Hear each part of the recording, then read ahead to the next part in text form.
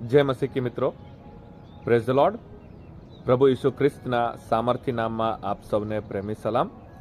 આજના મનનના માટે આપણે જોવા જઈ રહ્યા છે યાકૂબનો પત્ર, એમાં પહેલો અધ્યાય ને 22 કલમ.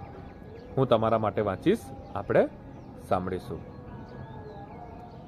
પણ તમે વચનના પાળનારા થાઓ, પોતાને છેતરીને કેવળ સાંભળનારા જ નહીં.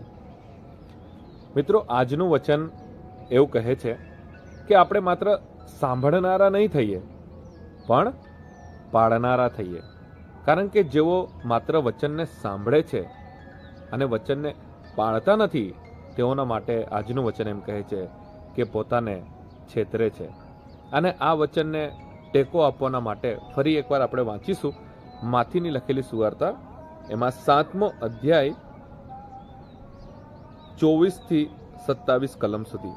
હું તમારા માટે વાંચીશ, આપણે સાંભળીશું.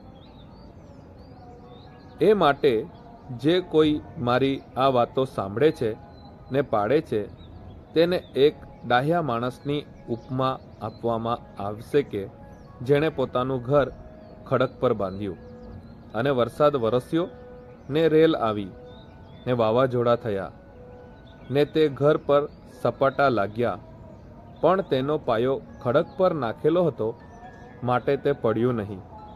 અને જે કોઈ મારી આ વાતો સાંભળે છે ને પાળતો નથી, તેને એક મૂર્ખ માણસની ઉપમા આપવામાં આવશે કે જેણે પોતાનું ઘર રેતી પર બાંધ્યું, અને વરસાદ વરસ્યો ને રેલ આવી ને વાવાઝોડા થયા ને તે ઘેર પર સપાટા લાગ્યા ને તે પડી ગયું, અને તેનો નાશ મોટો થયો.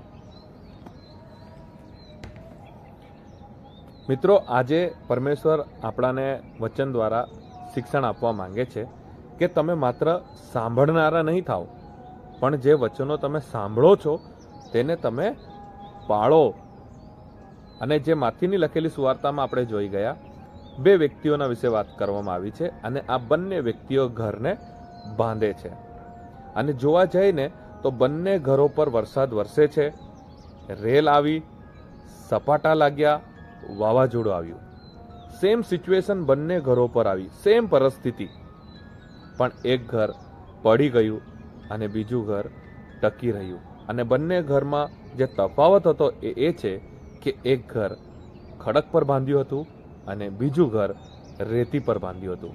અને પરમેશ્વર એમ કહે છે, જે વ્યક્તિએ ખડક પર ઘર બાંધ્યું એને ડાહ્યા માણસની ઉપમા આપવામાં આવે છે, અને જે વ્યક્તિએ રેતી પર બાંધ્યું એને મૂર્ખ માણસની ઉપમા આપવામાં આવે છે. એનું કારણ છે કે જેણે ખડક પર બાંધ્યું છે એને પરમેશ્વર એમ કહે છે એણે વચનને સાંભળ્યું છે અને તે વચનનું પાલન કરે છે.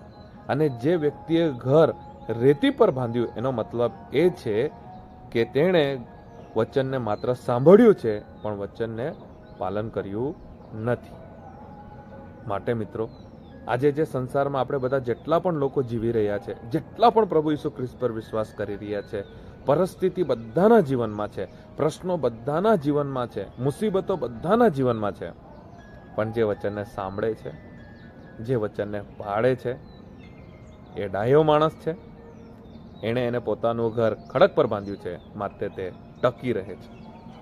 આર્થિક પરિસ્થિતિ આવે છે તે ટકી રહે છે, બીમારી આવે છે તે ટકી રહે છે, સતાવણી આવે છે તે ટકી રહે છે, ઘણા બધા પ્રશ્નો એના જીવનમાં હોય છે પણ તે ટકી રહે છે. કેમ? બંને ઘરો પર પરિસ્થિતિ સેમ છે.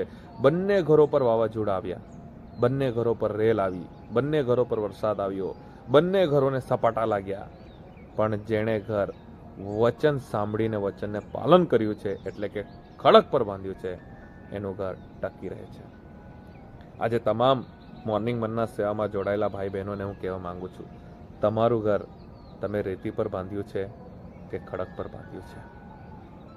અને આજે આપણે બધા નિર્ણય કરીએ કે હું મારું આત્મિક ઘર ખડક પર બાંધીશ, જેથી જેવી પણ પરિસ્થિતિ આવે ટકી રહેવું મહત્વનું છે. માટે પરમેશ્વરનું વચન કહે છે, તમે વચનને પાળનારા થાઓ, માત્ર સાંભળીને પોતાને છેતરનારા નહીં. માટે આજે આપણે નિર્ણય કરીશું કે હું વચન સાંભળીશ અને વચનને પાળીશ. અને જો આપણે આવો નિર્ણય કરીશું તો બાઇબલ કહે છે એને ડાહ્યા માણસની ઉપમા આપવામાં આવે છે, કારણ કે તેણે પોતાનું ઘર ખડક પર બાંધ્યું છે. પરિસ્થિતિઓ આવશે, સપાટા લાગશે, પણ તે ટકી રહેશે. આવો આપણે પ્રાર્થના કરીશું. પરમેશ્વર પિતા પ્રભુ, આજના નવા દિવસના માટે અમે તમારો આભાર માનીએ છીએ. તમારા વચનના માટે આભાર માનીએ છીએ. તમામ મોર્નિંગ મન્ના સેવામાં જોડાયેલા ભાઈ બહેનોના માટે અમારી પ્રાર્થના છે. આજે અમે બધા નિર્ણય કરી કે અમે બધા વચનને સાંભળીશું અને વચનને પાળીશું, જેથી અમે પણ એ ડાહ્યા વ્યક્તિની જેમ અમારા પોતાનું ઘર, આત્મિક ઘર અમે ખડક પર બાંધીશું. પરમેશ્વર પિતા, ઘણી બધી વખત અમે નિરાશ થઈ જઈએ છીએ, ઘણી બધી વખત અમારો વિશ્વાસ ડગમગ થઈ જાય છે, અને આજે અમને શીખવા મળ્યું છે એનો મતલબ એ છે કે અમે અમારા ઘરને રેતી પર બાંધ્યું છે. પરમેશ્વર પિતા, જેવી પણ પરિસ્થિતિ આવશે હવે અમે ટકી રહીશું. આજે અમે વચનમાંથી શીખ્યા છે, અમે અમારા ઘરને ખડક પર બાંધીશું, અને એમ કરવાના માટે તમે સર્વને કૃપા આપો. આજના દિવસની શરૂઆત કરીએ છીએ, તમારા હાથોમાં સોંપાઈએ છીએ. જેમ અત્યાર સુધી તમારી કૃપા અને સુરક્ષા સર્વ પર તમે બનાવી રાખી છે, તેમ આજના દિવસે પણ તમારી કૃપા અને સુરક્ષા સર્વ પર તમે બનાવી રાખજો. અમારા પરિવારને, સેવાને, આજની મુસાફરીને તમારા હાથમાં સોંપીએ છીએ. ફરી એકવાર વચનના માટે આભાર. વચન સાંભળીએ છીએ અને પાળવાના માટે પણ તમે કૃપા આપજો. પ્રાર્થના પ્રભુ ઈસુના સામર્થ્ય નામમાં માંગીએ છીએ. આમેન. થેન્ક યુ મિત્રો, તમે મોર્નિંગ મન્ના સેવામાં જોડાયા છો. મારા માટે, સેવા માટે, પરિવાર માટે તમારી પ્રાર્થનામાં ધરી રાખશો. પ્રભુ તમને આશીષ કરે. God bless you. Have a nice day.